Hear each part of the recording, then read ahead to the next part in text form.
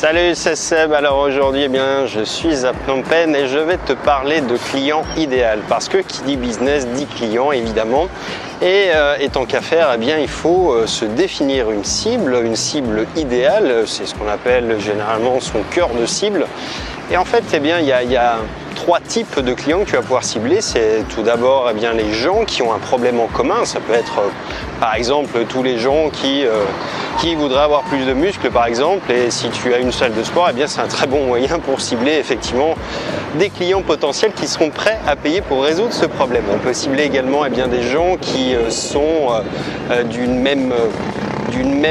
même groupe. Ça peut être un groupe démographique par exemple. On pourrait cibler les seniors avec des cours de yoga à destination des seniors. On pourrait cibler les gens par catégorie socio-professionnelle. On pourrait cibler les gens par type de revenu. On pourrait également cibler par une troisième catégorie qui en fait est celle de la géographie. Alors ça c'est un petit peu la zone de chalandise et c'est ce qu'on utilise basiquement pour tout ce qui est commerce en réalité. Un salon de coiffure par exemple, un barbier va utiliser sa zone de chalandise pour déterminer son client idéal, son prospect idéal et ainsi essayer de l'acquérir.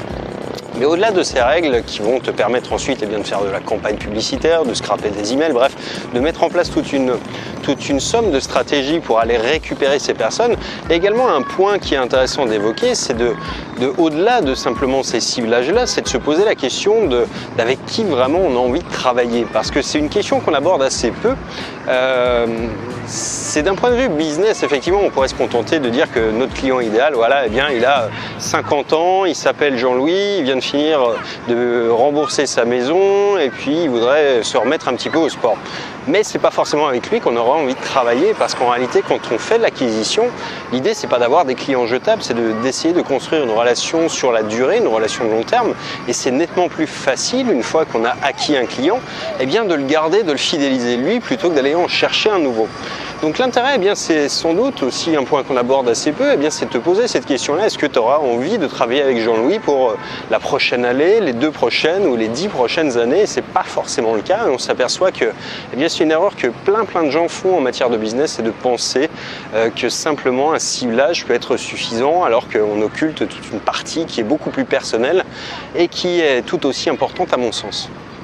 Encore une fois, il y a plein de gens qui font cette erreur, ou du moins cette abstraction qui à mon sens est une erreur, c'est de penser que dans le business, il n'y a pas de côté personnel, que tout ça, ça n'a rien à voir. Sauf que quand on ne prend pas de plaisir à travailler avec les gens, quand on y va à reculons, ça sent d'une part, on n'a pas envie de les prendre au téléphone, on n'a pas envie de discuter avec eux, on n'a pas envie de construire des offres, on n'a pas envie tout simplement d'avoir de contact avec eux. Et c'est franchement problématique quand on essaye de développer un business. Alors autant faire en sorte de sélectionner les bonnes personnes, celles avec qui tu vas être sûr de pouvoir t'entendre. Moi par exemple, j'ai un parcours d'entrepreneur avec une SARL, etc. Et donc je m'entends assez bien effectivement avec des gens qui ont une entreprise classique, une SARL, des salariés, bref, parce que je comprends leurs problématiques, je les connais, je les ai vécues et donc je connais un petit peu toutes les frustrations qui sont liées à leur position, à parfois un peu l'incompréhension du monde d'Internet et donc du coup, j'adore travailler avec eux parce que je les comprends bien et puis parce que le courant passe assez bien. Donc c'est vrai que c'est encore une fois, je t'invite à te poser la question, si tu réfléchis à te créer un business, avant toute chose, demande-toi avec qui tu es prêt à passer des années parce qu'encore une fois, quand on raisonne avec un business, n'oublie jamais que ton business, il est avant tout là pour apporter de la valeur à des clients et donc il faut impérativement que tu sois au top de ce que peut être une relation avec eux pour apporter ton maximum.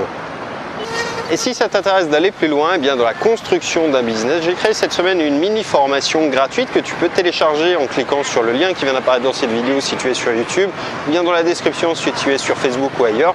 Et en fait, je vais te présenter une méthode en 6 points qui va te permettre de te créer une USP, c'est-à-dire une proposition de valeur qui va faire à coup sûr de pouvoir trouver les bonnes personnes, mais surtout savoir comment tu vas leur parler, quelle offre tu vas pouvoir mettre en avant. Et je t'invite vraiment à aller regarder ça parce qu'encore une fois, elle est gratuite. Et je te dis à très bientôt dans une prochaine vidéo. Ciao!